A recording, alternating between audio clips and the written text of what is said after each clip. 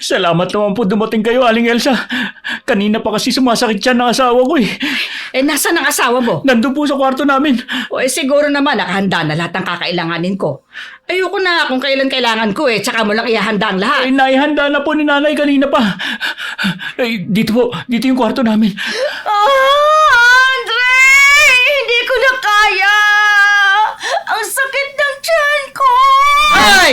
Tumigil ka nga nakakasigaw dyan! Sayang lang ang lakas mo. Gamitin mo na lang yan sa pag-ire, hindi sa pag-iyak mo. Pasensya na po kayo. Unang beses lang po kasi nagbuntis ang asawa ko eh. Ano ngayon? Ginusto niya yan di magtiis siya. Tulungan niyo po ako. Hindi ko na po kaya ang sakit. Para po mabibiyak ang katawan ko sa sakit Huwag ka na nga magreklamo. Ganyan talaga ang nanganganak.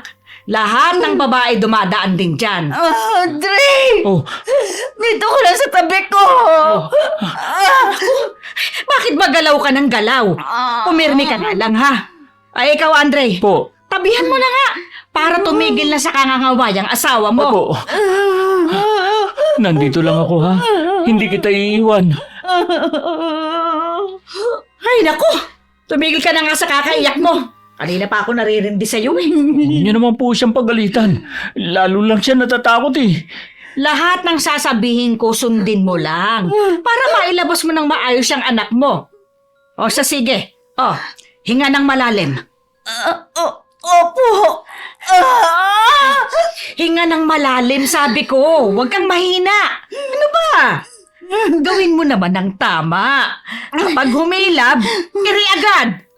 Huwag ka na maghintay, ha? Huwag mo na nga hawakan yung tiyan mo. Gawin mo na yung sinasabi ko. Ayan na, ulo. Huwag ka titigil sa pag-iri, ha? Kung nakinig ka lang sana, kanina pa tayo tapos. May mga taong likas na matalas magsalita at pera lang ang mahalaga. Hindi iniisip kung makakasakit sa kapwa ang ginagawa. Madalas dito nag-uumpisa ang hindi pagkakaintindihan na nauuwi sa sama ng loob at matinding galit. Kapag pera lagi ang pinapahalagahan, nawawala ang pagmamalasakit at tunay na pakikipagkapwa-tao. Magandang araw, Miss Gwen. Ganon din po sa mga taga-subaybay ng inyong channel. Tawagin niyo na lamang po ako sa pangalang Carlene. 40 years old, may asawa at anak. May gusto po akong ibahagi sa inyo na pangyayari sa probinsya ng asawa ko sa Samar. Nung mga panahon po na yon, medyo liblib ang lugar namin at malayo sa ospital. Uso pa rin ang lumalapit sa kumadrona para magpaanak sa bahay. Sana po mapili niyo ang sulat ko. Pero bago po natin ituloy ang kwento, huwag pong kalimutang mag-subscribe sa channel na ito. I-like ang video at mag-comment po sa ibaba. Malaking tulong po ang inyong suporta para maipagpatuloy namin ang pagbabahagi ng mga kwentong kapupulutan ng aral. Panoorin niyo po ito hanggang dulo. At ngayon, ituloy natin ang kwento. Ayos na ba pakiramdam mo? Oo. Kararating mo lang ba? Kanina pa. Sabi nga ni inay, natutulog ka eh. Nabili ko na nga pala yung mga kailangan ni baby. Napahaba yata ang tulog ko. Nakakahiya sa nanay mo. Huwag mo isipin yun. Gusto nga niya nakakatulog ka sa araw dahil sa gabi lagi kang gising. Ang swerte ko talaga sa nanay mo. Wala akong masabi sa pag-aalaga niya sa amin ng anak natin. Pati mga damit natin, siya naglalaba. Mabait talaga si nanay. Kahit sa iba niya mga manugang, ganun din niya tratuhin. Kailan nga pala ang balik ni Aling Elsa? Sa Biyernes daw. Parang ayoko na siyang bumalik dito sa bahay. Masyado akong na-trauma sa pagpapaanak niya sa akin. Kasama talaga yun sa serbisyo niya. Kung malapit lang dito ang ospital, dun ko talaga gusto manganak Yun din naman ang gusto ko eh. Kaya lang, baka sa daan ka na abutan ng panganganak. Baka mas malagay pa sa peligro ang buhay niyong mag-ina. Yun din ang iniisip ko. Kaya pumayag na ako na ipatawag siya. Mabuti nga, si nanay na ang nagpapaligo sa akin at hindi siya. Ganon talaga si Aling Elsa. Sabi nga ni inay, marami na ang naiinis sa kanya. Wala lang magawa dahil siya lang ang komadrona dito sa atin. Parang ayoko na tuloy magbuntis ulit. Malay mo naman sa susunod na magbubuntis ka eh. Hindi na si Aling Elsa ang magpapaanak sa'yo. Kung hindi rin lang naman sa ospital ako manganganak sa susunod, wag na lang. Hayaan na lang natin na isang anak natin. Huwag na nga muna natin yung pag-usapan. Marami pa naman pwedeng mangyari. Sobra talaga ang takot ko. Pero ang tapang mo kahit nahihirapan ka na nung araw na yun, sinunod mo pa rin siya at inilabas na malusog ang anak natin. Ang anak lang talaga natin ang nasa isip ko ng mga oras na yun. Uy, gutom ka na siguro. Ikukuha lang kita ng sopas. Nagluto kasi si Inay. Nagawa pang magluto ni inay habang inaalagaan ang anak natin. Tahimik lang naman daw na nasa duyan si baby. Natutuwa nga daw siya dahil hindi maligalig. Hindi gaya ng iba niya mga apo. Yun nga lang, sa gabi naman gising na gising. Nilalaro siya ng mga angel niya. Babangon na ako. Sa labas na lang ako kakain. Kumapit ka sa akin. Oh, yan. Dahan-dahan lang ang paglalakad. May 3 taon na kami nagsasama ni Andre.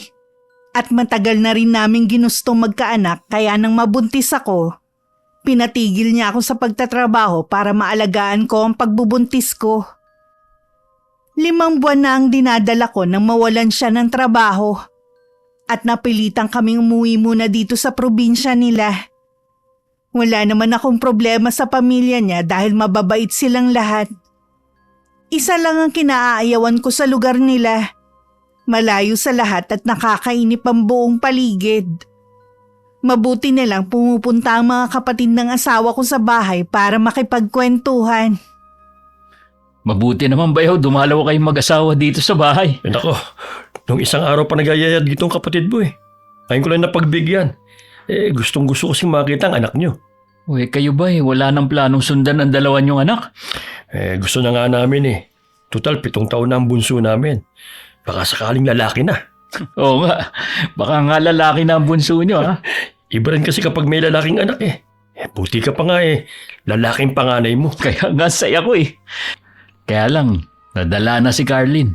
Parang ayaw niya nang sundan pa ang anak namin. Bakit naman? Masyado ba siyang nahirapang manganak? Mahirap naman talaga mga anak Kaya lang, nadala siya kay Aling Elsa. Talaga? Alam mo, marami akong nababalitaan sa kanya na hindi maganda mabuti na lang nagkakataong nasa bayan kami nung sumakit ang tiyan ni Ella. Kaya sa ospital siya nanganak. Grabe naman kasi sa kasungitan yung matandang yun. Para namang hindi siya nanganak noon para hindi maintindihan yung nararamdaman ng mga nanganganak. Nakakaawa tuloy yung asawa mo. Na-trauma man siya, ang mahalaga, nakaraos na kami. May iba nga pala ako bayaw. Totoo bang malaki maningil si Aling Elsa? Pati yung pagbisita niya may bayad din? Totoo. Nagulat nga ako pero hindi na ako nakipagtalo. Napakaswapang pala niya Sinasamantalang sitwasyon. Oo nga Bahala na ang Diyos sa ginagawa niya. Ganun na nga. Hindi rin naman kasi natin siya pwedeng pagsabihan Pasalamat na lang din siguro kami dahil nandyan lang si Aling Elsa. Mukhang nawiwili sa kwentuhan ng mga misis natin Pwede ba tayong uminom ngayon? Pwede naman siguro. Hindi lang ako pwedeng malasing dahil sa gabi kasi gising ang anak namin Sinasamahan ko si Carlin. May plano na ba kayo kung kailan niyo pabibinyagan ng anak niyo? Isasabay na lang namin siguro sa piyesta. Okay din yun para isahang gastos na lang. Sa panahon ngayon kailangan maging practical Sinabi mo pa. Teka lang Pupunta lang ako sandali sa tindahan para bumili ng alak at mapupulutan natin.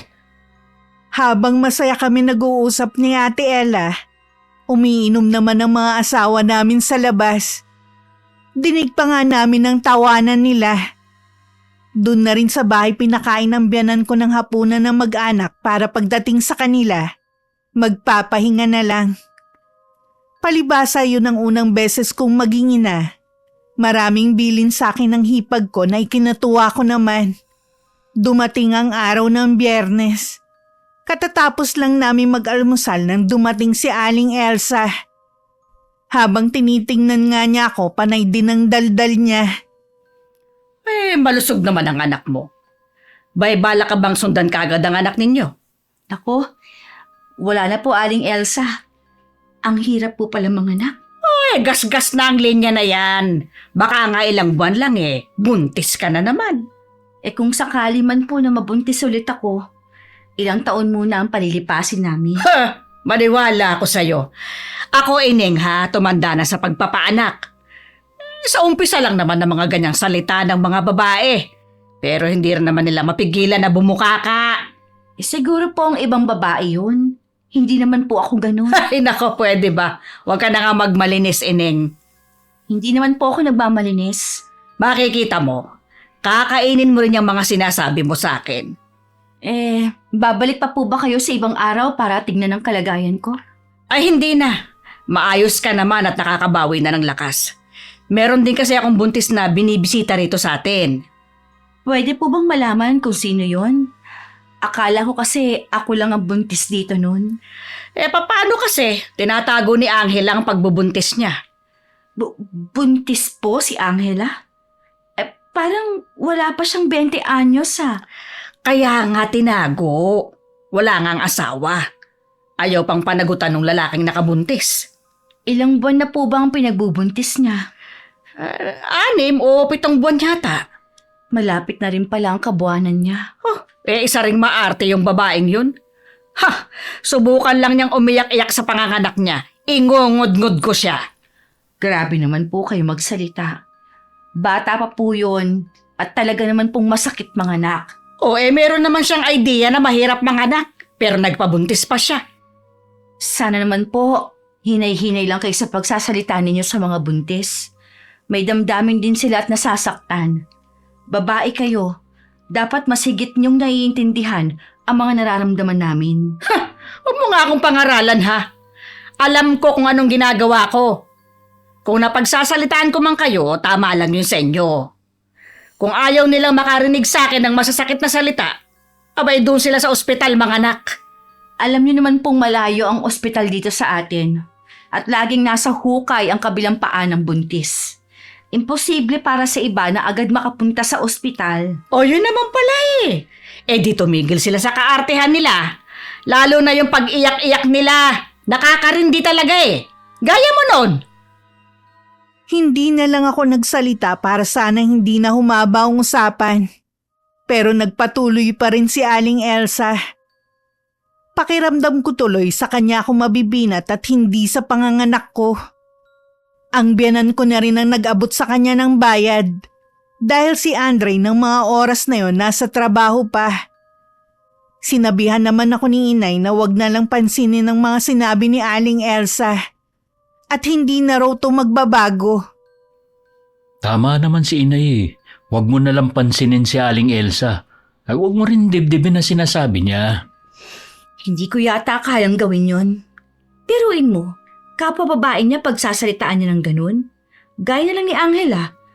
Para niya nang yung anak Siya pala yung pinagchichismisan dito sa lugar natin na buntis na walang asawa. Hindi ko maiwasang maawa sa batang yun. Lagi ko naman siyang nakikita pero hindi ko alam na buntis pala siya. Magaling siyang magtago Oo nga. Mukhang pagod ka sa trabaho Bakit kailangan mo kasing araw-arawin mag-overtime? Gusto ko kasing makaipon para sa pagpapabinyag sa anak natin. Kaya lang, inaabuso mo naman ang katawan mo. Napansin ko pa sa sobrang pagod mo. Halos hindi ka na makakain sa hapunan. Huwag mo akong alalahanin. Kaya ko naman ang sarili ko. Pahinga lang ang katapat nito. Mag-iingat ka pa rin. Mahirap na yung magkakasakit ka. Oo, mag-iingat ako para sa inyo ng anak natin. Gusto ko nang kumilos dito sa bahay kaso ayaw naman ng inay mo. Huwag na nga muna. At wala pang 1 buwan kang nakakapanganak. Mahirap nang mabinat ka. Nahihiya na kasi ako sa nanay mo. Hindi naman nagrereklamo si Inay Masaya pa nga siya na pinagsisilbihan ka niya.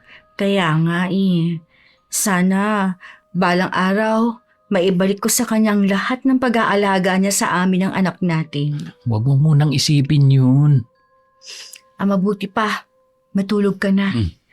Kanina ka pa papikit-pikit eh. Matutulog na ako. Mamaya gigising ako para ako naman ang magbantay sa anak natin, ha? Umidlip na rin ako habang tulog ang baby namin. Siguradong pagsapit na naman ng 11:00, gising na naman ito. Hindi nga ako nagkamali. Hindi ko na rin ginising si Andre dahil alam ko na pagod siya sa trabaho. Ilang oras ko din nilaro-laro ang anak namin bago ito nakatulog ulit pagkatapos dumede. Kinabukasan nagising ako na wala na ang asawa ko. Lagi kasi siyang pumapasok ng maaga para hindi malate sa trabaho niya. Hindi ko rin inaasahan na dadalaw muli ng araw na yun si Aling Elsa. Ay, may pinuntahan kasi ako malapit dito. Kaya naisipan ko na dumaan dito saglit. Ganun po ba? Kumusta na pala si Angela? Hindi pa kasi ako nakakadalaw sa kanya. Hindi pa kasi ako pinapayagang lumabas ni Inay. Ayun, nagkukulong pa rin sa loob ng bahay kahit alam na ng mga taga rito na buntis siya at walang asawa. Bata pa po kasi siya at hindi pa alam kung paanong haharapin ng mga taong mapanghusga. Gagawa-gawa siya ng kalokohan tapos mahihiya siya. Lahat naman po tayo nagkakamali. Sana lang intindihin na lang natin siya. Kahit ako, hindi ko siya kayang intindihin.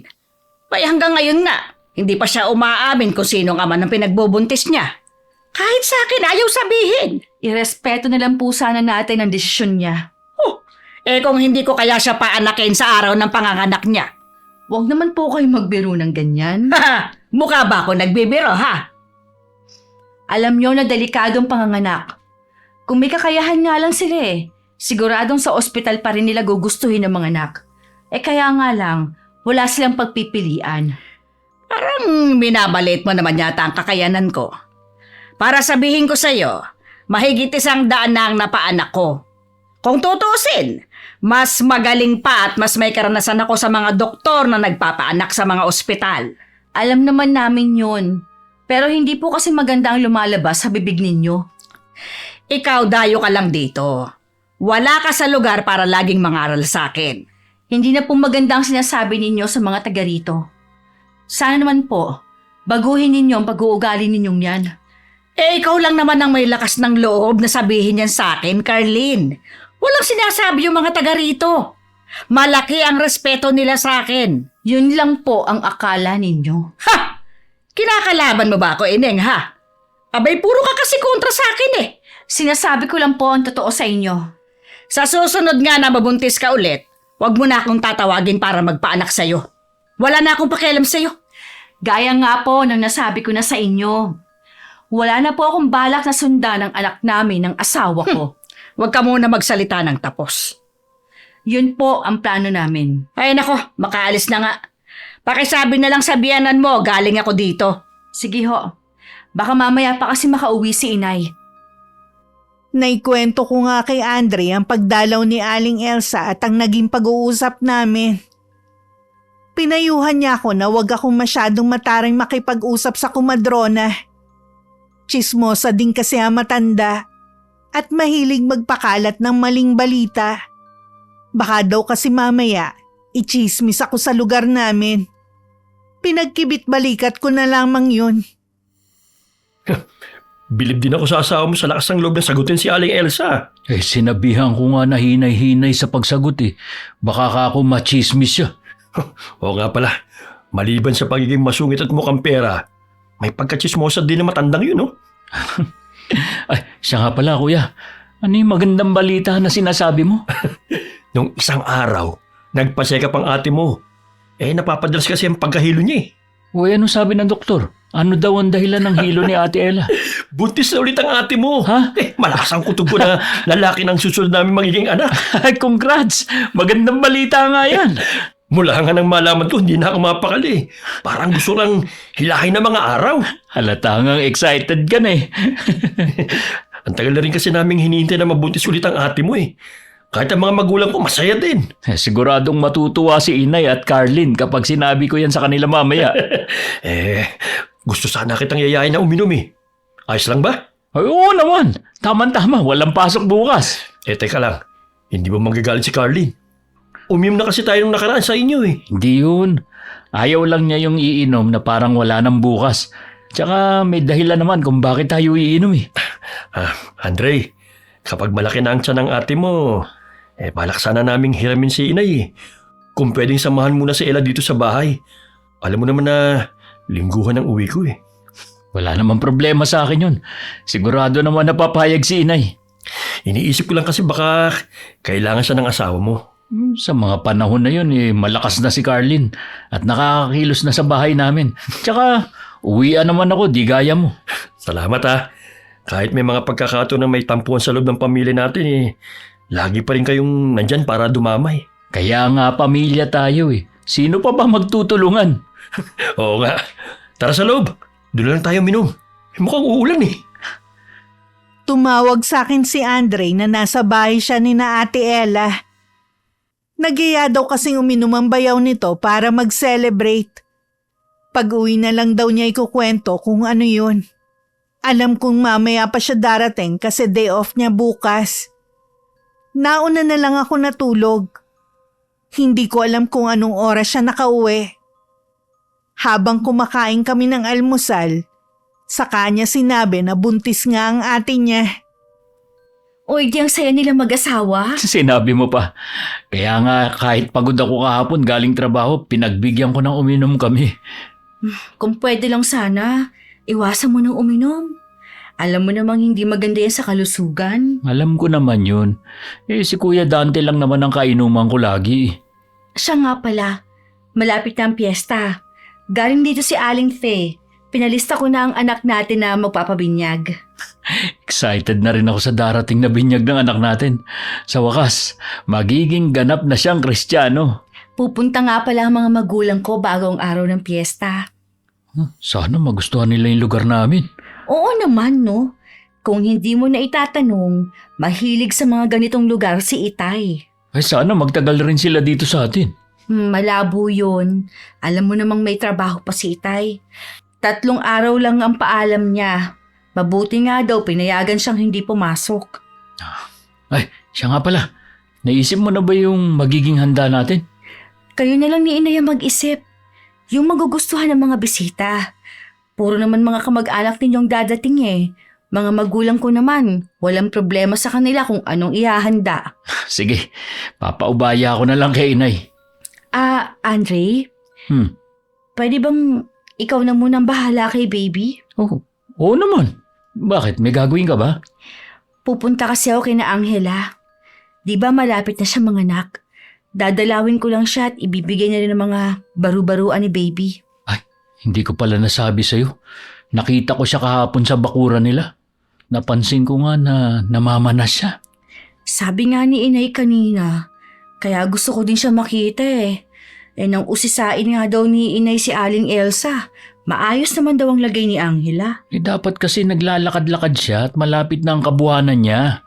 Ay, sinasabihan naman siguro siya ng nanay niya. Ayun nga lang, baka tinatamad. Ganun kasi ang mga buntis, tamad kumilos. Sa bagay nga. Inaaway mo pa nga ako kapag pinapabangon kita sa higaan nun eh. Hindi ko rin maintindihan ang sarili ko nun. Ay, paano? Maiwan na kita ha? Tulog naman si baby sa duyan. Kapag nagising na umiiyak, gusto niyang dumede, ipagtimpla mo na lang ha? Malapit lang naman ang bahay ni na Angela. Siguro nasa 15 minutos din ang lakaran. Pagdating nga sa kanila, nasa bakuran pa lang ako, naririnig ko na ang pag-iyak niya. Narinig ko rin ang galit na boses ni Aling Elsa. Dali-dali naman akong lumapit sa bukas na pinto ng bahay. Nakaupo si Angela sa sofa habang nakayakap sa nanay niya. Habang ang kumadrona, nakapamewang pa habang nagsasalita. Ang lakas kasi ng loob mo na magpabuntis. Wala ka naman palang panggastos. Huwag mo nga akong daanin sa iyak, Angela. Aling Elsa! Bakit ba kayo nagagalit kay Angela? Alam niyo naman ang kalagayan niya eh. Paano kung may masama mangyari sa kanya at sa pinagbubuntis niya? Sa tingin mo, hindi ko alam yan? Ako nga tumitingin sa kanya at magpapaanak. Bakit po ba kayo nagagalit sa kanya? Dito pa talaga mismo sa bahay nila. O sinong hindi magagalit ha? Ni alcohol, wala pa sila. Paano ko siya paaanakin sa lagay na yan ha? Napakaliit na bagay, nagagalit kayo. Anong maliit na bagay? Mahalaga na kumpleto na siya ng gamit bago pa dumating ang araw ng panganganak niya. Alam mo yan! Sigurado naman po na bago pa dumating ang araw na yon, makukumpleto na nilang mga gamit na kailangan. May dala nga rin ako dito ng mga baru-baruan na pwede nilang magamit eh. Hindi lang yan ang dapat na paghandaan nila. Ano pa po ba? Anong ibabayad nila sa akin? Alangan naman na thank you lang. Wala na po bang mahalaga sa inyo kundi pera? Tandaan ninyo na mas mahalaga ang buhay kaysa sa pera. Ay! At sino naman ang may sabi sa'yo na hindi mahalaga ang pera? Paano kami kakain ng pamilya ko kung hindi ako babayaran? Hindi ko naman po sinabi na hindi kayo babayaran. Pero sana naman po, huwag niyo silang gipitin. Alam niyo naman ang sitwasyon nila eh. Magpapabuntis. Di naman pala handa. Pati tuloy ako napeperwisyo. Huwag niyo naman pong pagdiinan pa ang nagawang mali ng tao. Alam na niya yon. Oras na wala silang maipakitang pera sa araw ng panganganak niya. Hoy, pasensyahan na lang tayo. Aling Elsa naman! O bakit? Walang pwedeng pumilit sa akin? Paano po kung malagay sa alanganin ng buhay nila mag-ina? Aba, hindi ko na problema yun ano. Wala po ba kayong konsensya? Ano sa palagay mo? Mukha nga pong wala. Baka alis na nga sa bahay na ito. Kayong mag-ina ha, kung gusto niyong makuha ang serbisyo ko, siguraduhin niyo na may pera na kayo sa araw na yon. Huwag ka na umiyak, Angela. Makakasama lang yan sa sanggol sa sinapupunan mo. Lalo lang lumakas ang iyak nito. Awang-awa man ako. Hindi ko naman alam kung paano makakatulong. Nilapag ko na lang muna ang supot na dala ko na pinaglagyan ng mga gamit ng bata. Maya-maya lang, nagkwento na si Aling Eden. Sinisingil na daw sila ni Aling Elsa ng down payment. Nang wala silang maibigay, nagalit na daw ito sa kanila. At marami ng masasakit na salita ang sinabi sa kanilang mag-ina. Hindi ko na malayan na napakuyom na lang ako ng kamao sa galit. Hindi na rin ako nagtagal dahil kailangan na rin magpahinga ni Angela. Tama nga si Andre.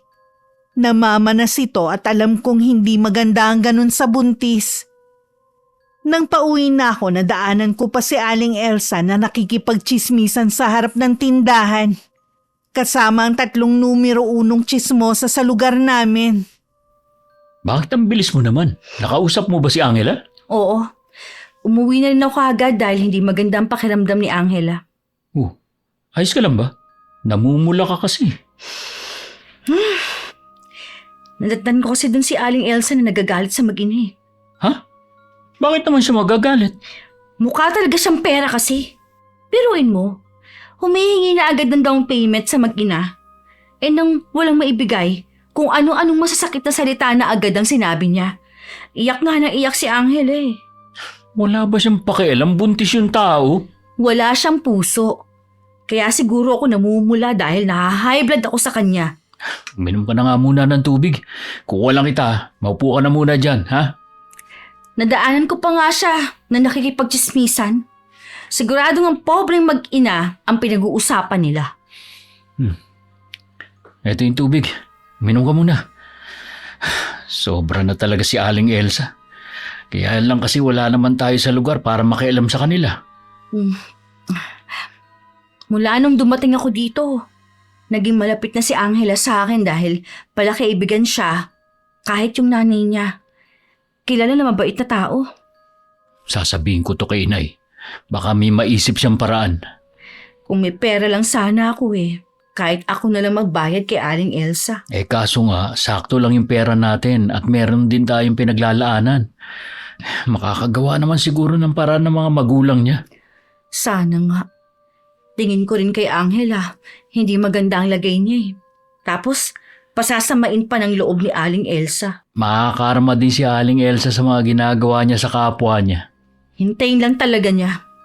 Oras na mangyari yon, hindi rin ako maaawa sa kanya. Wala naman siyang awa sa mga buntis eh. Alam mo, naisip ko, baka pwedeng ilapit kay Kapitan yung problema ni Angela. Baka meron silang pwedeng itulong. Kung magagawan sana ng paraan na sa ospital na lang dalhin si Angela sa oras ng panganganak niya, no? Naku, Suntok sa buwan ang gusto mong mangyari. Ang maibibigay lang nila, maliit na halaga na pwede niyang ibayad kay Aling Elsa. Iba kasi ang kutob ko sa kalagayan ni Angela. Parang hindi maganda ang lagay nila nang ipinagbubuntis niya. Baka akala mo lang yun. Hindi naman pwede na hindi siya iintindihin ng mga magulang niya kung may nararamdaman siya. Ang hirap talaga na maging mahirap. Kahit may nararamdaman na, babaliwalain na lang dahil sa kawalan ng pera. Tingin ko ganun ang ginagawa ni Angela. Masyado ka nang apektado sa nangyayari sa kanila. Isipin mo naman ang anak natin kung may masamang mangyayari sa'yo. Kailangan mo ring ingatan ang sarili mo. Alam ko naman yun. Malakas na ako ngayon at iingatan ko na hindi ako magkasakit. Buhay nila yun. Wala na tayong magagawa kung nasa ganong sitwasyon sila. Ang pamilya na lang natin ang intindihin natin. Marahan na lang akong tumango sa asawa ko. Pero sa likod ng isip ko, meron na akong plano kung paano matutulungan si Angela sa kalagayan niya. Nang araw na yon, tinawagan ko ang mga magulang ko. Humiram ako sa kanila ng pera. Pero sinabi ko na huwag ipapaalam sa asawa ko ang bagay na yon. Ipinaliwanag ko naman sa kanila kung saan ko yun gagamitin. Hindi naman sila kumontra. Lalo na ang tatay ko na likas na malambot ang puso sa pagtulong sa kapwa. Mabilis na lumipas ang mga araw. Isang linggo bago ang piyesta, abala na ang mga tao sa paglalagay ng banderita sa paligid. Nang bisperas ng piyesta, dumating na ang mga kamag-anak ni na Andre para tumulong. Napakarami niyo palang mga kamag-anak. Hindi pa nga makakarating yung iba eh. Alanganin kasi dahil may mga trabaho at kanya-kanyang lakad. Sapat na kaya ang handa natin? Oo naman. Sobra pa nga eh. Ganito pala ang piyesa dito sa inyo, no? Hindi mo akalaing walang pera ang mga tao. Naghahanda rin kami sa bahay pero hindi ganito kagarbo. Lalo na sa mismong araw ng piyesta. Nakakatuwa din ng mga pinsan mong babae. Nakalibre tuloy ako sa pag-aalaga sa baby natin. Sila na halos na nag-aalaga at nagpapadede. Mahilig talaga sa bata yung mga pinsan ko. Marami ka pa bang gagawin? Ha? Wala na. Mamaya lang aalis na kami para sunduin yung mga magulang mo. Gusto ko rin sanang sumama sa inyo. Ay, dito ka na lang. Baka kasi umiyak yung baby natin kapag hinanap ka. Kahit sabihin mong hindi siya naliligalig sa iba, hinahanap pa rin niya ang amoy mo. Oo nga. May sasabihin pala ako. Ano yun? Inimbitahan ko lang pala si Angela at yung pamilya niya dito sa atin bukas. Wala raw silang handa eh. Uy, wala namang kaso yun. Mabuti pa nga na dumito na lang sila eh. Sabi nga rin pala ni Inay, sinubukan niyang ilapit kay kapitan ng kalagayan niya. Titingnan daw kung anong magagawa nila. Sana naman matulungan nila si Angela. Naawa talaga ako sa kanya eh. Halata nga eh. Dahil sobra kang mag-alala kay Angela. Siguro, maliban sa naaawa ako sa kalagayan niya, alam ko na rin kung bakit siya nabuntis at sino ang ama. Ha? Uy, sino nakabuntis sa kanya? Pagkatapos na lang ng binyag ko sasabihin sa'yo, ayoko rin kasing may makaalam na iba, lalo na maraming tao dito sa inyo. Oo, sige. Ikukuha na kita ng damit na pamalit. Siguro mas maganda kung maaga kaming aalis ni Kuya Dante. Hapon na nang makarating ang mga magulang ko sa bahay. Agad nilang hinanap ang apo na unang beses pa lang nilang makikita. Hindi maikakaila ang saya nila pagkakita sa anak ko. Ilang sandali lang, pinagpahinga ko muna sila bago ko sila pinaghanda ng hapunan. Mukhang mabait ang mga magulang ni Carlin ha. Mababait talaga sila. Wala akong masasabi. Medyo suplada lang yung nanay niya pero hindi naman siya yung tipong nang mamata. Ganun yata kapag mga taga-syudad. Pareho kasi mga professional eh. Retiradong teacher nga pala ang biyanang kong babae. At yung lalaki, malapit na rin magretiro. Parang 1 taon na lang yata. Ayos din ha. Hindi na nila po problemahin ang pagtanda nila. Kaya nga eh. Sa kanila nga kami lumalapit kapag nagigipit kami noon. Mabuti pumayag sila na umuwi kayo dito kaysa sa kanila. Gusto ko rin kasi na maranasan ni Carlin ang buhay natin dito sa probinsya. Kung ayaw naman niya, Hindi ko naman siya pipilitin. Ayos lang naman sa kanya ang umuwi dito. Siguro, nahihiya din sa mga magulang. Salamat nga pala sa pagkuha mo sa akin ng ninong, ha? Kukuha pa ba ako ng iba? Siyempre, yung malalapit na sa akin. Andre, hindi ko alam kung tama bang sabihin ko sa ito eh. Bakit? Ano yun? Ate mo lang kasing sabi sa akin ito. Alam mo naman ang kapatid mo. Maraming kaibigan na chismosa. Sabihin mo na, ano ba yun? Wala daw balak pa anakin ni Aling Elsa si Angela. Kahit anong mangyari. Dahil ba sa alam niyang walang pambayad sa kanya? Ganun na nga. Huwag niyo lang banggitin to kay Carlina. Masyado kasi siyang apektado sa nangyayari kay Angela. Ilang beses na rin kasi silang nagkasagutan ni Aling Elsa. Huwag ka mag-alala. Pagsasabihan ko si Ella. Lumapit na nga rin si Inay kay Kapitan para makahingi ng tulong. Dapat ang mga magulang niya ang gumawa nun. Ginawa na daw nila yun, pero hindi sila pinansin. Si Inay kasi dating kagawad kaya madali sa kanya makalapit sa mga taga-barangay. Wala na nga maayos na proyekto sa barangay natin eh. Hindi rin magamit ang ambulansya. Malaking tulong sana yun kapag may emergency. Nag-iisip na nga uli akong lumuwas o maghanap ng trabaho. Hindi ko kasi gusto na habang buhay kaming dito titira tapos wala namang pagbabago. Naiintindihan naman kita sa bagay na yan. Tsaka baka namimiss na rin ni Carlin magtrabaho. Hindi naman ako tutol kung magtatrabaho siya. Sabi ko nga kapag malaki na ang anak namin, yung nakakapaglakad na at kaya nang magsumbong. Kinabukasan, maaga pa lang gumayak na kami.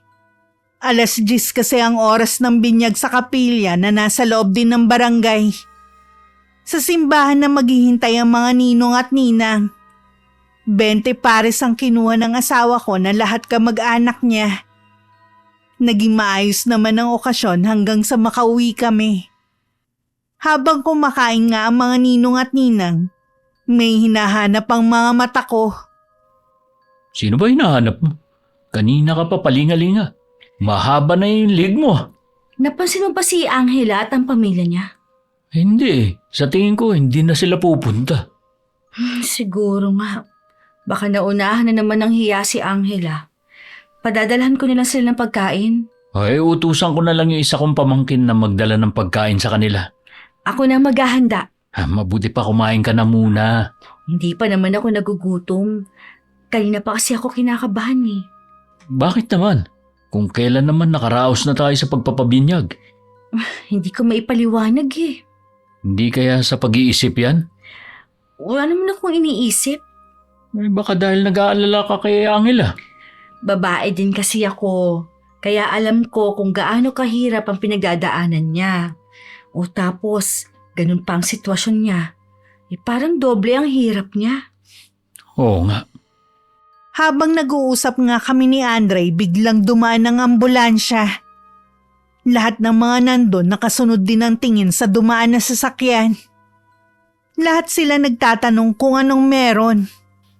Akala ko ba hindi nagagamit ang ambulansya? Nagtataka nga rin ako eh. Sino kaya yung sakay nun? Nagkataon pa talagang piyesta. Sana kung sino man yung sakay nun. Ayos lang sana siya. Baka nasobrahan lang ng kain.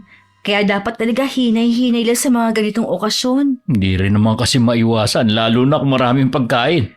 Papasok na nga muna ako sa kusina para makapaglagay na ng mga pagkain sa plastic na lalagyan. Tatawagin ko lang muna si Boyong. Dinamihan ko na ang mga pagkain na pinadala ko kay Boyong.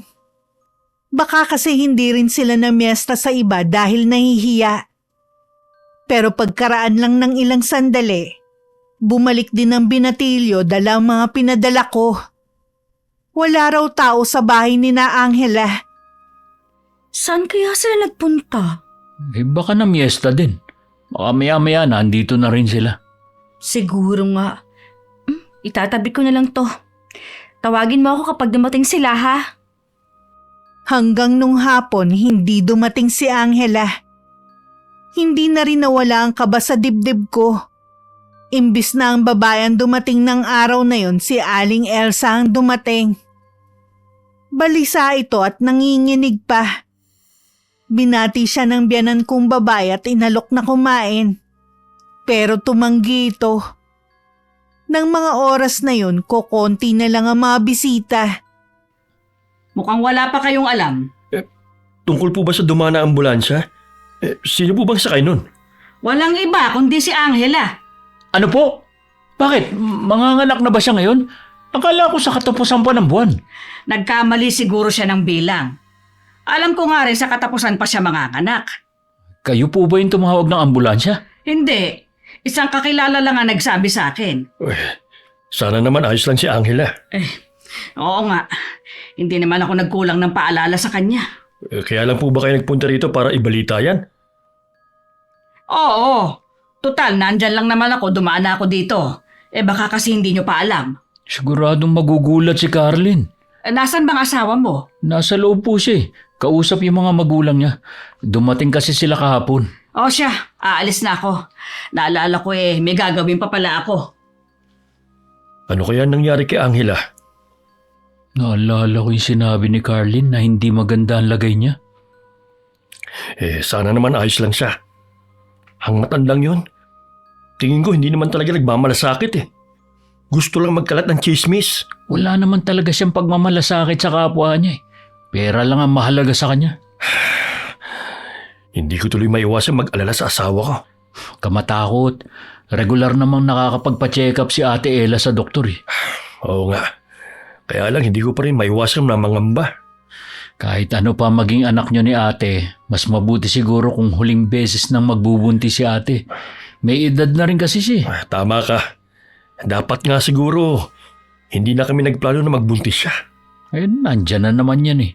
Biyaya pa rin yan ng may kapal. Paiwan na muna kita dito ha. Pupuntahan ko lang si Ella sa kusina para maibalita na rin ang nangyari. Ay sige, pupuntahan ko rin si Carlin. Nagpalit lang ako ng damit dahil kanina pa ako naiinitan.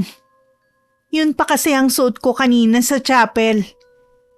Palabas na sana ako nang biglang bumulaga sa harapan ko si Andre.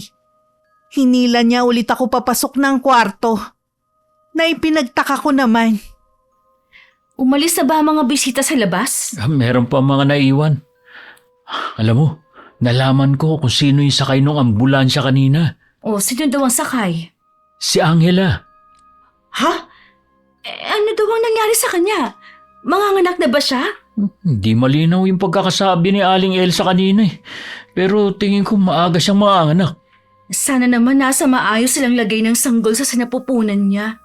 Mabuti nga nadala agad siya sa ospital. Kaya siguro walang tao sa kanila. Sino kaya ang pwedeng mapagtanungan sa nangyari? Hintayin na lang natin ang balita bukas. Huwag ka nang lumabas ng bahay at malapit na dumilim. Kung kailan namang meron na akong perang ipahihiram sa kanya, ngayon pa nangyari ito. Ha? Anong ibig mo sabihin na meron ka nang ipapahiram sa kanya?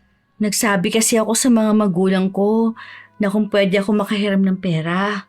Pumayag naman sila. Bakit kailangan sa kanila ka pa magsabi? Naiya kasi ako sa'yo eh. Alam ko naman na sapat lang ang sahod mo. Kaya nga nagsabi ako kay inay kung paano sila matutulungan eh. Sana naman nagsabi ka muna sa akin bago ka nang hiram sa mga magulang mo. Wala naman akong nakikitang masama kung manghihiram ako kina inay. Para sa iyo walang masama, pero pakiramdam ko napahiya ako. Paano kung bigla pala tayong nagipit?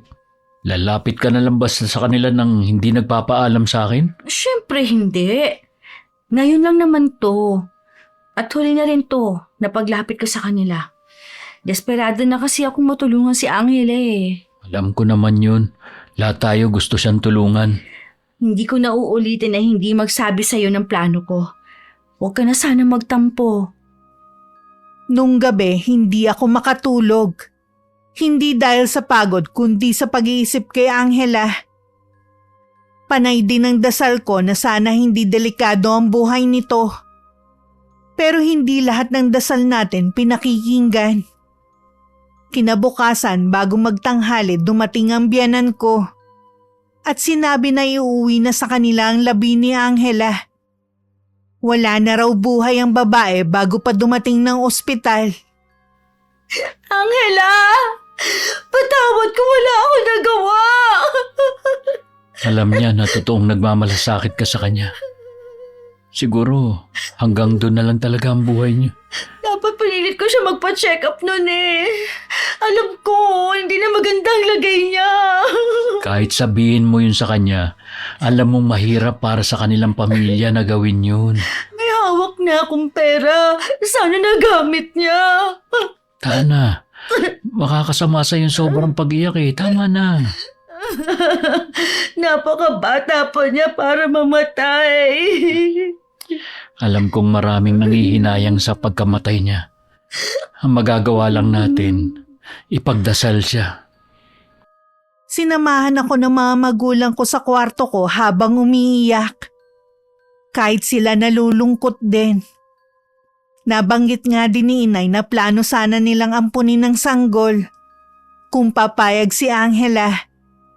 Alam kasi ng mga magulang ko ang sitwasyon ng buhay nila at ang dahilan kung bakit ito nabuntis na walang asawa. Kumusta na si Carlin? Umiiyak pa rin. Kasama niya ngayon yung mga magulang niya. Kinakausap siya. Nakakabigla naman talaga ang balita. Oo nga eh. Sabi ng ate mo, narinig daw niya sa mga chismosa na nag-aalala daw si Angela kung paano raw ang panganganak niya. Dahil tumagi nga daw na panakin siya ni Aling Elsa. Kahit hindi siya direktang pumatay kay Angela, isa pa rin siya sa dahilan. Dahil sa sobrang pag-aalala, kaya napasama ang lagay nung tao. Antindi talaga na matandang yun. Sana naman makonsensya siya sa ginawa niya. Dahil sa nangyari kay Angela, malalaman natin kung magbabago ba si Aling Elsa.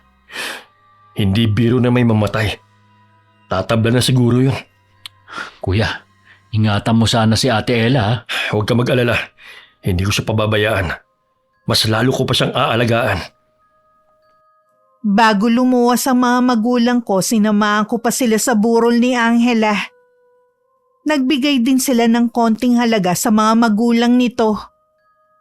Habang kausap ko nga sila, hindi ko na napigilan ang pagtulo ng luha ko. Awang-awa ako kay Angela. Nasimula pa lang puro paghihirap na ang naranasan. Dahil sa pagbubuntis na hindi naman ito ginusto. Lahat ng panghuhusga ng tao tinanggap niya. Ang inaasahan na taong tutulong sa kanya iniwan pa siya sa ere. Sama-samang takot, pangamba at kahihiyan na nararanasan ang naging dahilan kung bakit hindi na nito kinaya ang lahat. Bago kami magpaalam, sinilip ko muna ang labi niya. Nasa dibdib niya ang sanggol niya. Isang dasal ang inalay ko sa kanilang mag-ina. Nang paalis na kami, nakasalubong namin si Aling Elsa. Ano po ang ginagawa niyo dito? O gaya nyo. Makikilamay din. Talaga po bang wala nang kakapal pa sa pagmumukha ninyo? Anong ibig mong sabihin? Ang ibig ko lang naman pong sabihin, may gana pa kayo magpakita dito pagkatapos ng ginawa ninyo kay Angela. Oh, ako ba pumatay sa kanya? Hindi naman ah. Sa dami ng mga masasakit na salitang sinabi ninyo, pinasama ninyo ang loob niya. Hindi ka naman doktor para sabihin na ako ang dahilan ng pagkamatay niya. Igalang niyo na lang po ang burol ni Angela at ang pamilya nito. Wala kang karapatan para pagbawalan ako. Tumabi ka nga dyan. Susundan ko sana si Aling Elsa. Pero mahigpit akong hinawakan ni inay sa braso at umiling-iling. Ilang sandali pa maririnig ang galit na boses ng nanay ni Angela. Sumisigaw siya habang umiiyak. Sinisisi nito si Aling Elsa sa pagkamatay ng anak nito. Pinapaalis din niya ang kumadrona. Walang nagawa si Aling Elsa kundi ang umalis.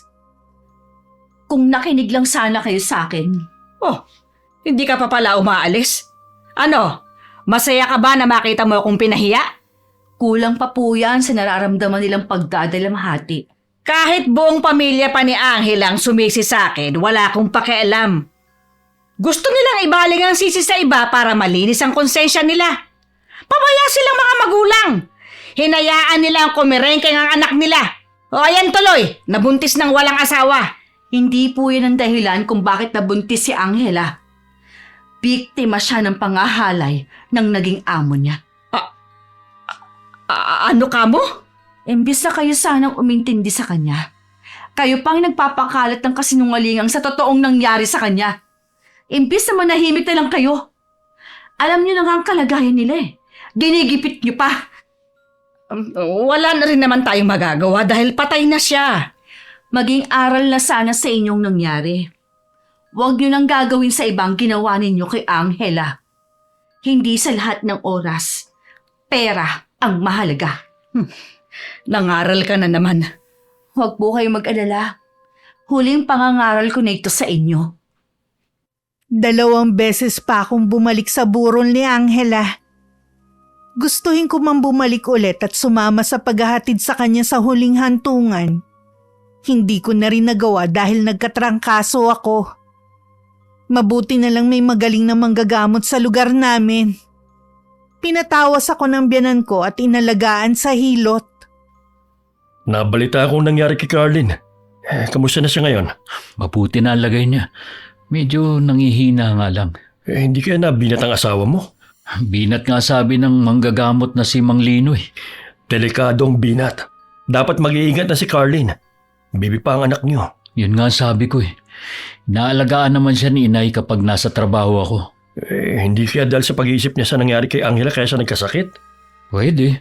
Wala na kasi siyang ginawa kundi isipin yun eh. Wala na naman tayong magagawa sa nangyari. Mananatili naman siya sa mga alaala natin. Paulit-ulit naman ako nagpapaalala sa kanya. Kaya lang masyado pa siyang emosyonal ngayon.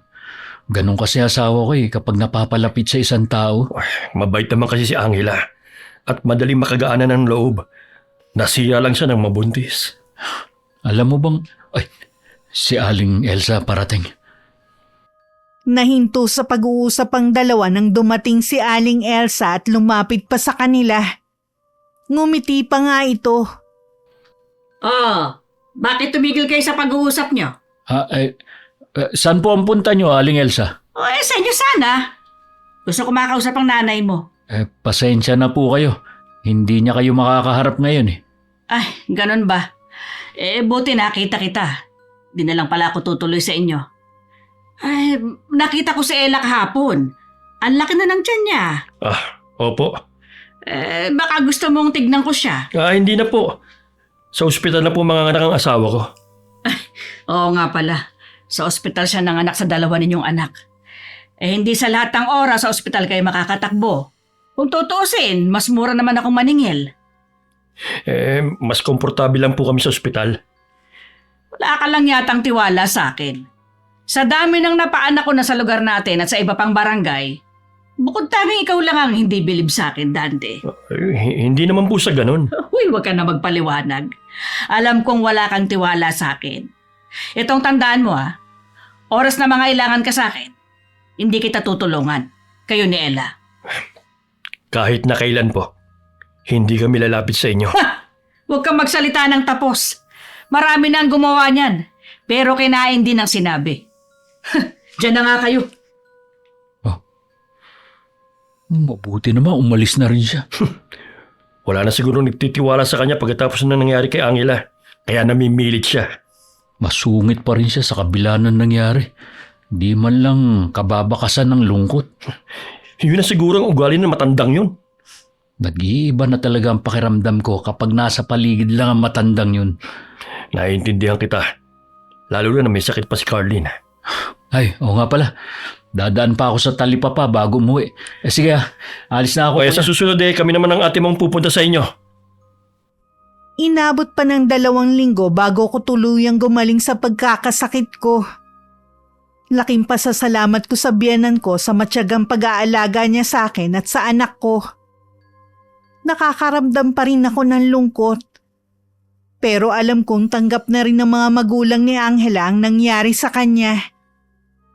Sinunod ko na lang ang payo ng mga magulang ko tuwing nakakausap ko sila. Na mag-focus na lang ako sa pamilya ko. Akala ko kasi day off ni Bayaw. Day off nga niya. Meron lang iniutos si nanay sa kanya sa bayan. Pauwi na rin dyan maya-maya. Hihintay ko na lang siya. Kumusta ka na nga pala? Ayos naman, kuya. Si Ate Ella, bakit hindi mo pala siya kasama? Gusto nga sanang sumama, kaya lang nahihirapan na rin siyang kumilos dahil sa laki ng tiyan niya. Ang laki nga ng tiyan niya, no? Alam niyo ba ang magiging anak ninyo? Oo, ang saya ko nga dahil kumpirmado na lalaki ang sisilang niya. Yun nga din po ang hula ko nun eh. Pareho kasi kami nung nagbubuntis. Lagi pang mainit ang ulo kapag hindi nasusunod ang gusto. Irritable rin ako nun. Nabanggit nga pala ni Inay, sa inyo muna siya sa 1 linggo. Pinakiusapan ko kasi dahil lingguhan nga ang uwi ko. Tayong kami kasi ang malayo ang bahay sa mga kamag-anak natin. Sabi nga ni Andre, doon daw kasi kayo nakabili ng lupa. Oo nga. Pansamantala lang naman, balak din kasing pumunta ng inay ko sa bahay. Paano pala kapag manganganak si Ate Ella at nasa trabaho ka pa? Nakausap ko na si Kapitan. Pwede naman daw gamitin ng ambulansya. Sagot ko nga lang ang gas. Mabuti naman pumayag na siyang gamitin ng ambulansya kapag emergency. Kung hindi pa nangyari yun kay Angela, hindi pa ipapagamit ang ambulansya. Oh, ayun na pala si Andre. Oh, kuya, kanina ka pa ba? Kararating ko lang halos. Maiwan ko na muna kayo ha. Titignan ko lang yung anak natin kung gising na. Bayaw, ang tagal mo rin hindi pumunta rito ah. Busy kasi sa trabaho eh. Si Ate Ella nga pala. Nasa bahay. Gusto nga niyang sumama kaya lang nahihirapan na siya sa paglalakad eh. Malapit na nga pala siya mga anak, no? Excited na, kinakabahan na nga ako eh. Sana matapat na wala akong pasok kapag sumakit ang tiyan niya. Ay, subukan mong umabsent muna kapag malapit na ang araw ng panganganak ni ate. Susubukan ko nga eh. Medyo stricto kasi ang bagong boss namin kaya medyo alanganin pa eh. Ayun nga lang. Uwian naman ako eh. Kaya ako na ang bahala kay ate kung sakali na wala ka ng araw na yun. Salamat ah. Alam ko naman na maaasahan ka. Naririnig ko pa ang masayang tawanan ng dalawa sa labas ng bahay. Wala kaming kamalay-malay na yun na ang huling tawa na pagsasaluhan ng asawa ko at bayaw niya. Lumipas ang mga araw na wala namang kakaibang pangyayari. Maliban sa nababalitaan namin tungkol kay Aling Elsa. Minsan nagkasalubong kami at binati pa niya ako. Ay, kumusta ka na, Iha? Ayos lang naman po. Wala pa ba kayong balak sundan ng anak nyo? Sinabi ko naman po sa inyo na wala na. O hindi ka ba naiinggit sa hipag mo na 3 na ang magiging anak? Hindi po. Tsaka, yun talaga ang plano nilang mag-asawa. Kami naman ni Andre, masaya na sa 1 anak. Sigurado na bang sa ospital manganganak si Ella? Sigurado na po yun. Ang arte naman nilang mag-asawa. Hindi naman sila mayaman para sa ospital pa manganak yung hipag mo. Gusto lang po nila na ligtas sa magiging anak nila. Kung sakaling magbagong isip nila, nandito lang naman ako.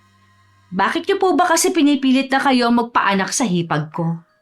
Lahat naman kasi ng mga taga rito, ako ang nagpaanak. Kahit sa iyo na, dayo lang dito sa lugar namin. Taga rito po ang asawa ko. Kaya hindi na ako dayo dito. Ewan ko sa'yo. Talagang pinipilit mo na hindi ka dayo. Balita ko po ang laki ng utang ninyo. Marami na nga daw ang sumisingil sa inyo. Hindi ka rin chismosa, no? Alam mo, huwag kang maniniwala sa mga naririnig mo.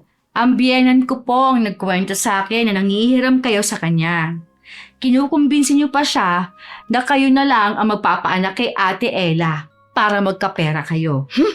Madaldal din pala yung biyenan mo. Bakit nakakalimutan ninyo? Magkasama po kami sa iisang bahay. Natural na magkukwento siya sa akin. Hindi ko nakakalimutan ang mga utang ko, no? Ginagawa niyo na talagang negosyo ang pagpapaanak. Sana naman, kahit binabayaran kayo, mas mangibabaw pa rin ang simpatsya ninyo. Ay, naku! Ayan ka na naman eh. Ay, makaalis na nga lang. Bakit ba sa dami pa ng pwede kong makita sa daan? Ikaw pa talaga. Akala naman niya, gusto ko rin siyang makasalubong. Ayon sa balita, may parating na bagyo sa lugar namin.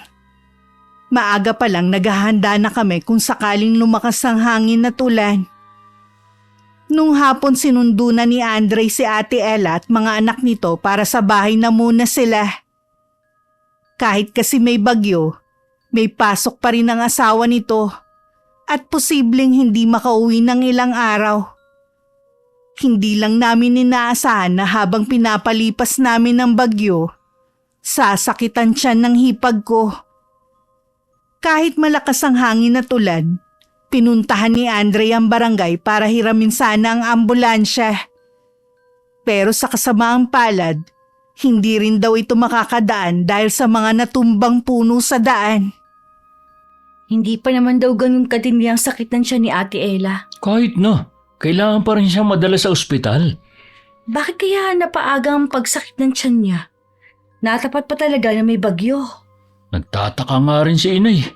Sana naman bumuti na ang panahon bukas. Kahit gumanda na, hindi pa rin natin madadala sa ospital si ate. Hindi agad matatanggal yung mga puno sa daan. Ay, oo nga pala. Anong gagawin natin? Tinawagan mo na ba si Kuya Dante? Hindi pa nga eh. Tawagan mo na siya para alam niya ang kalagayan ng mag-ina niya. At wala tayong papipilian kundi ang lumapit kay Aling Elsa. Yun din ang naiisip ko. Tinawagan ni Andre ang bayaw niya at sinabing sumasakit na ang tiyan ng asawa. Nagtataka naman ito dahil hindi pa naman kabuanan ni Ate Ella. Sinabi rin ng asawa ko na ipapatawag namin si Aling Elsa. Dahil wala namang pagpipilian, napipilitan na lang na sumang-ayon si Kuya Dante. Tumigil na rin naman sa paghilab ang tiyan ni Ate Ella. Nakaidlip siya ngayon. Pupuntahan ko pa rin si Aling Elsa. Baka mamaya kasi hindi na ako makalabas ng bahay. Mag-iingat ka ha. Nagsuot ng bota at kapote si Andre bago lumabas ng bahay. Sa maliit na siwang ko na lang siya sinilip. Mabuti na lang humina ng konti ang hangin. Sana din walang toyo si Aling Elsa. Makaraan nga ang ilang sandali. Sinumpong na naman ng pananakit ng tiyan si Ate Ella.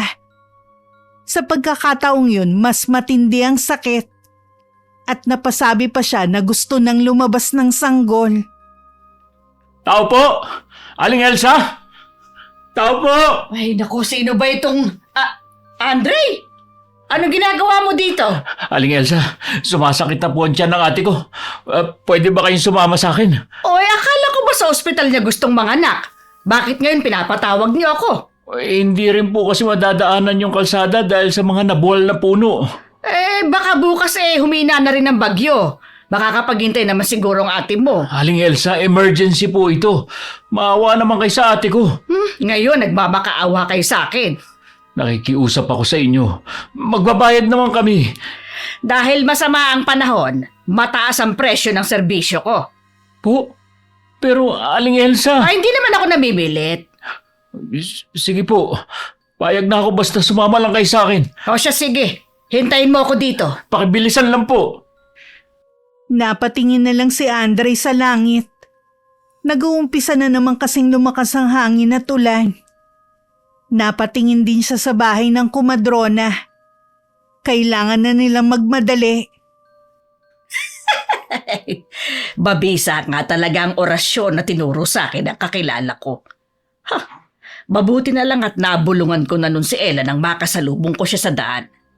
Walang nakakaalam na ako ang dahilan kung bakit biglang sumakit ang tiyan niya. Manganganak siya nang wala sa oras. Nakakaramdam na ng pagkainip si Andre. Akmang papasok na siya sa loob ng bahay nang lumabas na si Aling Elsa. Dala ang mga gamit ito sa pagpapaanak. Halos liparin na nga sila sa lakas ng hangin. Pahintu-hintu rin sila sa paglalakad.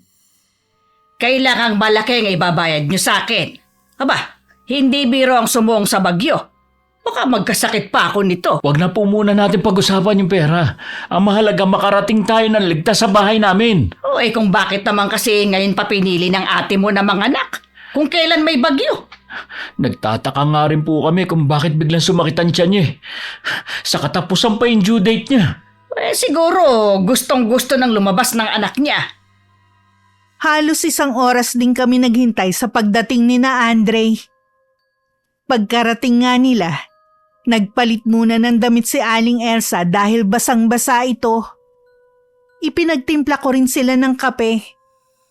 Sa kilos ng kumadrona, Parang hindi nagmamadali kahit naririnig na niya ang pag-iyak ni Ate Ella.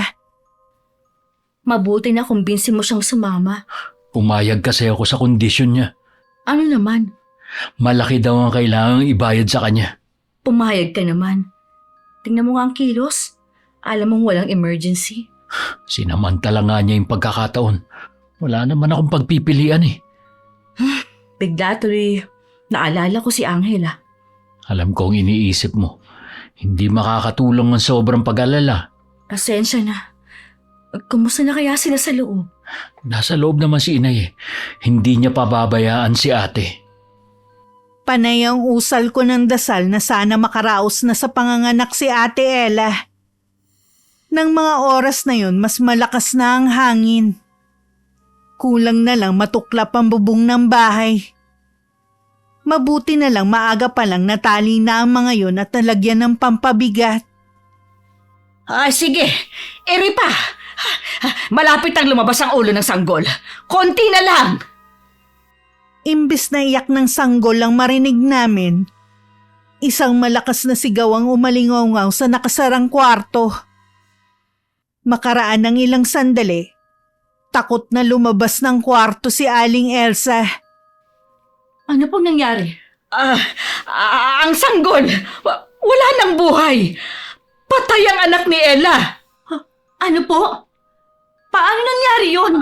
Hindi ko alam. Teka lang po! Huwag kayong umalis! Masama ang panahon! Baka kumapano kayo! Huwag mo ako pigilan. Aalis na ako. Aling Elsa! Aling Elsa, sandali lang po! Kahit anong gawin ko, hindi ko na rin siya napigilan. Sinugod niya ang ulan nang wala man lang payong o proteksyon. Pumasok na lang ako sa kwarto. Napasukan ko umiiyak ang biyanan ko habang yakap si Ate Ella na namumutla at walang malay. Napatingin ako sa sanggol na binabalot ni Andre ng tela. Maitim yun at hindi gumagalaw. Wala na sila pareho. Ano? Hindi totoo yan! Ate Ella! Gumising ka! Ate! Nang malaman ni Kuya Dante ang nangyari sa mag-ina niya, dali-dali siyang umuwi kahit masama pa ang panahon. Pagdating hindi na namin napigilan ang pagwawala niya dahil sa matinding pagdadalamhati na nararamdaman. Kinabukasan gumanda na rin ang panahon. Pero hindi ang nararamdaman namin ng mga oras na yon. Kumain ka na muna kahit konti, kuya. Ilang araw ng puro tubig lang ang iniinom mo. Kasalanan ko kung bakit namatay ang ate mo. Sana hindi ko na lang hiniling na mabuntis siya ulit. Hindi mo kasalanan. Lahat ng pag-aalaga ginawa mo. Sabi nga ng doktor, malusog sila mag-ina.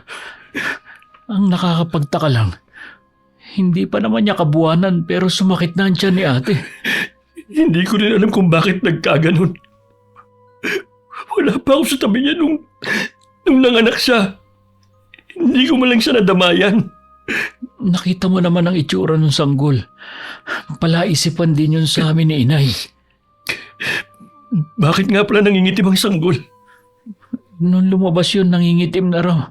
Nang tapikin ni Aling Elsa para umiyak, hindi daw umiyak ang sanggol. Sinabi na lang na patay na to. 1 linggo bago mangyari yun, nakapagpa-check up pa kami sa doktor eh. Wala namang binanggit sa amin na kahit na ano. Kaya nasisiguro ko na malusog ang sanggol. Baka naman may ginawang mali si Aling Elsa. Si inay na lang ang tanungin mo dahil siya ang kasama ni Ate Ella nung nanganak siya. Pero sana tanungin mo na lang siya pagkatapos ng libing. Intindihin muna natin ang nararamdaman niya. Sige. Oras na mayroong ginawang mali si Aling Elsa. Mananagot siya sa akin. Nakikiusap din ako sa'yo. Naingatan mo rin ang sarili mo. Isipin mo ang dalawan niyong anak. Nawalan din sila ng ina. Sige na, Kuya Dante. Pumunta ka na muna sa kusina para kumain. Kami na muna magbabantay kay Ate Ella. Sige. Kayo na munang bahala sa asawa ko. Malampasan sana ni Kuya Dante ang pagsubok na ito. Sobrang sakit pero itong pangyayari na hindi natin maiiwasang lahat. Mahirap pero kailangan kayanin. Si inay nga pala. Nasa kwarto. Pinilit ko na magpahinga siya. Ilang araw na siyang walang tigil sa pag-iyak. Nag-aalala lang ako sa kanya. Mabuti na lang malusog at walang iniindang sakit si inay. Kung may masamang mangyayari sa kanya, hindi ko na alam ang gagawin ko. Masakit sa isang ina na mauna pang mamatay ang anak niya.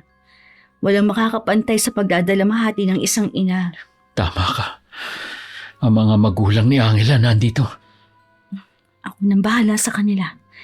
Dito ka na lang muna. Hindi na lang sumilip sa loob ng kabaong ang mag-asawa dahil sariwa pa sa kanila ang pagkawala ng anak. May gusto din daw silang sabihin sa akin na posibleng dahilan ng pagkamatay ni Ate Ella. Napatitig naman ako sa kanila at naghintay sa sasabihin nila. Hinintay ko munang mailibing ang hipag ko bago ko sinabi kay Andre ang pinagtapat sa akin ng mga magulang ni Angela. Hindi naman siya makapaniwala. Kasama ang nanay niya, pinuntahan nila si Kuya Dante sa kanila. Naiwan ako at ang anak namin sa bahay.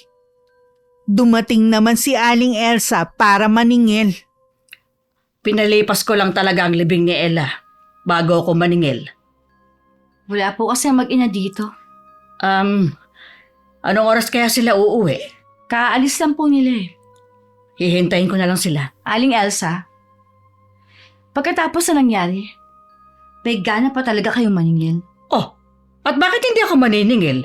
Pinaghirapan ko ang perang yun. Ang hirap kayang magpaanak. Pareho po ninyong hindi na iligtas sa mag-ina. Nung araw na yon, kitang-kita ko kung paano kayo kumilos.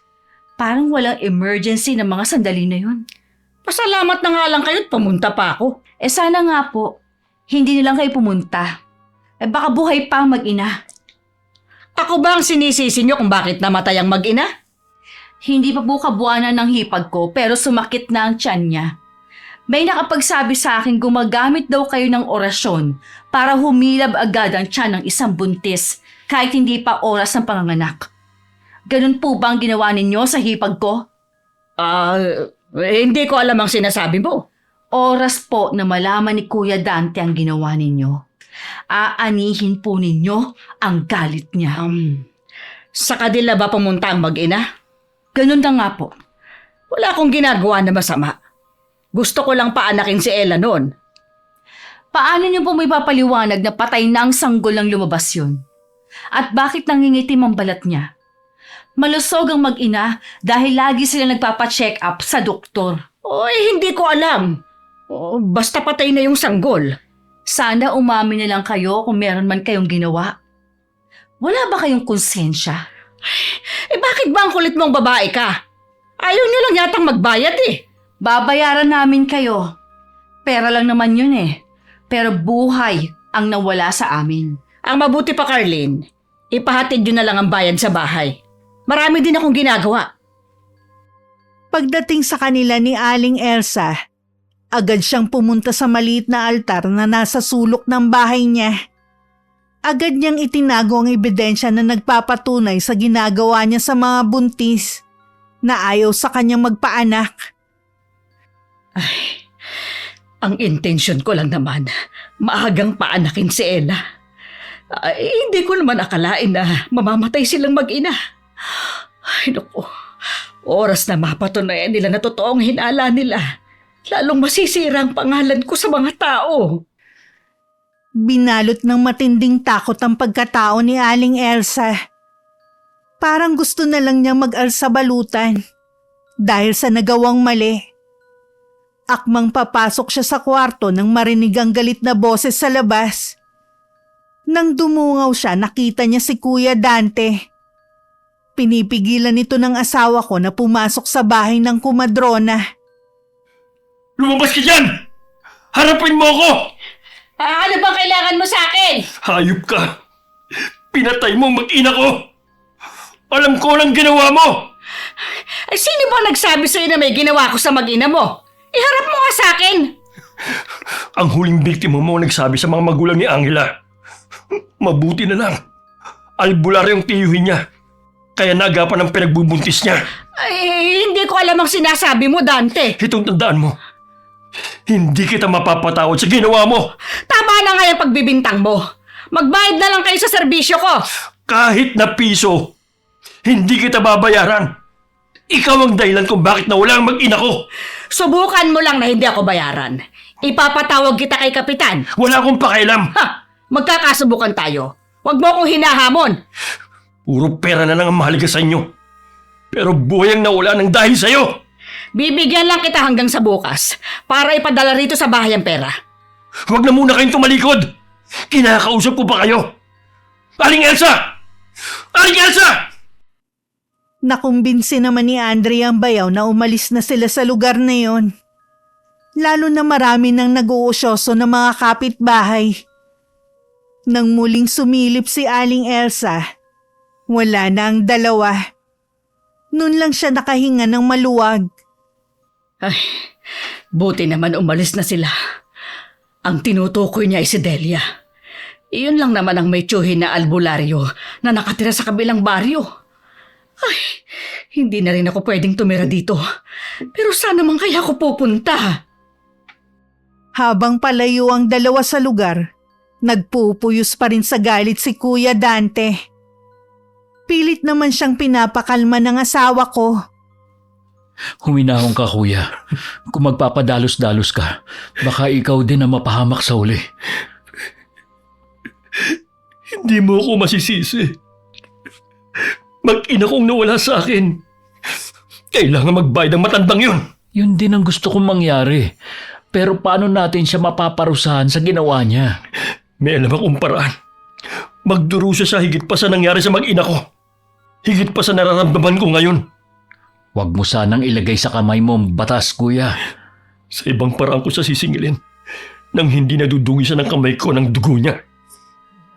Anong pinaplano mo? Pupuntahan ko yung mabagsik na mambabarang sa kabilang sityo. Ano? Lalapit ka sa matandang yun? Oo!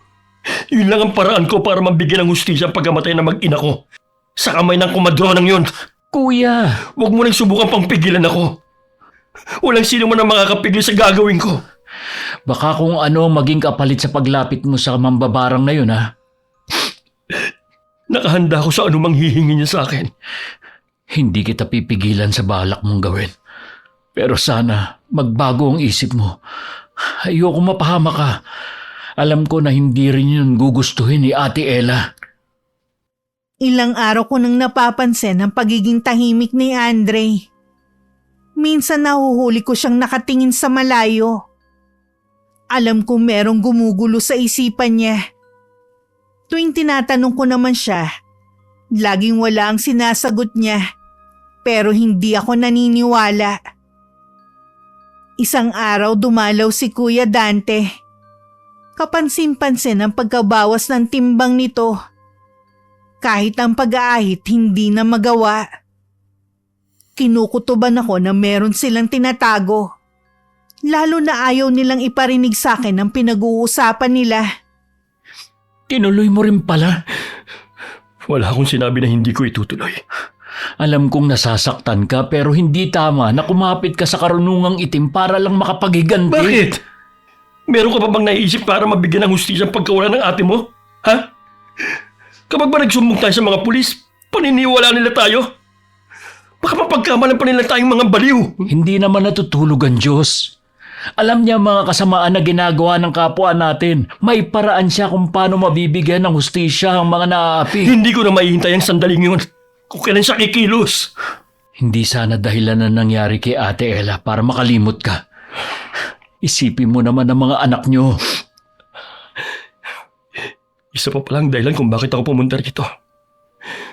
Madidistino na kasi ako sa malayo. Gusto ko sanang dito na muna ang mga anak ko. Magpapadala lang ako ng panggastos nila. Hindi ko talaga kaya na manatili sa bahay namin eh. Lagi ko lang kasing naalala ang ate mo. Wala namang problema kung dumito na muna ang mga pamangking ko eh. Aalagaan sila ni inay at ni Carlin. Alam ko naman na mapapabuti sila dito eh. Hindi ako mag-aalala sa kanila. Sana lagi mo pa rin silang dadalawin. Iba pa rin kasi kung makikita ka nila. Oo naman. Kapag day off ko, dadalawin ko sila. Uy, kailan nga pala ang alis mo? Sa Makalawa na. Mag-iingat ka lagi, kuya. Kung may kailangan ka o gusto mo na makakausap, tawagan mo lang ako, ha? Oo. Sayang. Hindi tayo makakinom bago ako umalis. Sa pupuntahan mo, sana huwag mong pagbalingan ng alak. Trabahong dahilan kung bakit gusto kong lumayo at para makalimot din. Gusto mo ba magpaalam kay inay? Nasa kusina siya ngayon. Sige. Pupuntahan ko muna siya para makausap. Hindi ko maiwasan na malungkot dahil kailangan lumayo ni Kuya Dante para makalimot. Nangako naman ako sa kanya na hindi namin pababayaan ang dalawang bata. Ituturing ko silang parang mga anak ko. Lumipas ang mga araw na wala na kaming balita kay Kuya Dante. Hindi rin kasi ito tumatawag. Hanggang isang araw, nadungawan ko na may tao sa labas. Hindi ko makita ang mukha nito dahil nakatakip yun ng itim na tela. Pero nasisiguro kong isa yung babae. Sino po sila? Ano ang kailangan nyo? Ay, Carlin, iha. Aling Elsa? Kayo po ba yan? Ako nga, iha. Tulungan mo ko. Ano pong nangyari sa inyo? Bakit po napuno ng sugat ang mukha ninyo? Mga uod ba yung mga gumagalaw na yan? Sabi ng albularyo, meron daw bumabarang sa akin. Baka naman po kailangan nyo lang magpatingin sa doktor. Hindi doktor ang magpapagaling sa akin. Eh kung ganun o, ay di sana nagpagamot kayo sa albularyo. Galing na ako sa albularyo, Carlin. Ang sabi niya, puntahan ko ang taong gumawa nito sa akin para makahingi ng tawad. Sinasabi niyo po ba na Galing na ako sa bahay ni Dante. Matagal na palang walang nakatira doon. Siyang may gawa nito sa akin. pasensya na po kayo? Hindi ko kayo matutulungan. Maawa ka naman sa akin. Hirap na ako. Matagal na rin ho kasing hindi nagpapakita sa amin si Kuya Dante. Tingnan mo ang katawan ko. Kung ano-anong insekto ang namamatay. Ubusin nilang laman ko hanggang laman loob. Ayoko pang mamatay, Carlin. Maawa ka naman sa akin. Titingnan ko po kung ano magagawa ko. Akmang lalapit sa akin si Aling Elsa pero umatras ako. Parang gusto na rin bumaliktad ng sikmura ko dahil sa malansang amoy na nagmumula sa kanya. Maya-maya lumabas ang biyenan ko at itinaboy si Aling Elsa. Nang dumating ang asawa ko, tinanong namin siya kung totoo bang si Kuya Dante ang nagpabarang sa babae. Bakit hindi ka makasagot? Totoo ba? Si Kuya Dante nga. Lumapit siya sa isang matandang mambabarang para humingi ng tulong. Kung makikita mo ang itsura ni Aling Elsa, nakakaawa siya. Sinubukan kong pigilan si Kuya Dante. Pero desidido na siya sa balak niya. Nabulag na siya ng matinding galit kay Aling Elsa. Ano ang mangyayari? Siguradong hindi naman siya patatawarin ni Kuya Dante. Ilang araw na lang ay tatagal ni Aling Elsa. Iwasan mo na lang siya para hindi ka na maawa pa. Marami siya nagawang kasalanan. Kaya karma na yun sa kanya. Nang sulyapan ko ang biyenan ko, bakas man ang awa sa kanya. Alam kong sumasang-ayon siya kay Andre. Ilang beses pang nagpabalik-balik sa amin si Aling Elsa. Mas lalo lang lumala ang mga sugat nito sa buong katawan. Hindi na rin siya nilulubayan ng mga langaw. Kahit saan siya magpunta, laging nakasunod ang mga yon. Ni isa sa mga taga ron walang lumalapit sa kanya. Maliban sa pandidire, natatakot din sila dahil nalaman nila na barang ang dahilan kung bakit nagkaganon ang kumadrona. Wala na raw si Aling Elsa. Pinasok daw ang bahay nito dahil sa reklamo ng mga kapitbahay na mabahong amoy sa loob ng bahay niya. Naaagnas na raw ang katawan nito nung matagpuan. Mukhang ilang araw na siyang patay. Nakakalungkot ang nangyari sa kanya pero huwag pa rin natin kalimutan yung mga nagawa niyang kasalanan, lalo na kina Ate Ella at Angela. Dahil sa pagiging masama, naging malupit ang naging kamatayan niya. Kalimutan na natin ang pangyayaring ito. Mahirap man, pero kailangan natin magpatuloy sa buhay. Makalipas ang ilang buwan, may natanggap kaming balita na wala na si Kuya Dante. Natagpuan itong wala ng buhay sa loob ng tinutuluyan nito. Lumabas sa investigasyon, bangungot daw ang sanhi ng pagkamatay nito. Naging ulila na ang 2 bata. Ilang taon pa kaming tumira sa baryo na yon bago nagpasya na lumuwas na kami ng Maynila. Nabigyan kasi ng magandang oportunidad si Andre. Isinama namin ng 2 bata at ang biyanan ko. Paminsan-minsan dumadalaw pa rin kami sa dati naming tinirhan. At kada punta namin, malaki na rin ang pagbabago sa lugar na yon. Sa pangyayaring yun sa buhay namin, marami ako natutunan na leksyon na hindi ko makakalimutan. Ang pagiging gahaman sa pera, nagiging hadlang sa kung paano tayo makitungo sa kapwa natin. Nakakalimutan natin na masigit na mahalaga ang pakikipagkapwa-tao kesa sa pera na panandalian lang. Pero ang kabutihan natin mananatiling yaman. Maraming salamat Miss Gwen sa pagkakataon na mapakinggan ang sarili kong kwento sa inyong channel. Sana po nakapagbigay ng aral ang karanasan ko at inspirasyon sa lahat ng taga-subaybay nyo. Wakas. Maraming salamat mga solid abangers. Kung nagustuhan nyo po ang kwentong ito, huwag nyo pong kalimutang suportahan ang channel na ito sa pamamagitan ng pag-subscribe, pag-like at pag-comment. Huwag nyo rin pong kalimutan na mag-subscribe sa channel ni Inko, Ikalawang Yugto. Hanggang sa susunod, God bless. Kung pwedeng samahan mo na ni Ella, kung pwedeng samahan mo na si Ella sa dito. Alam mo yun dahil ganun ka rin nung nagbubuntis.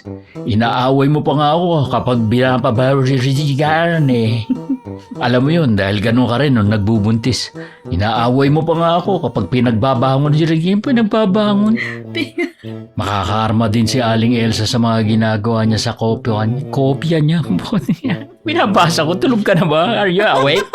Are you here? Buhay nila yun. Wala na tayong magagawa kung nasa ganung silang sitwasyon. Kapag nagigipit kami noon, mabuti pumayag sila na kayo umuwi dito sa kanila. Gusto ko rin kasi na maranasan ni Caroline. Mali ka eh. May iba pa ka bang? Bullshit ah. May iba pa ba? Hirap ah. May iba pa ba? Meron ka pa bang ibang masasabi? Ayaw mo na, ganun. Ang hirap. Regular namang nagkakapag-sharing yung si Ella eh.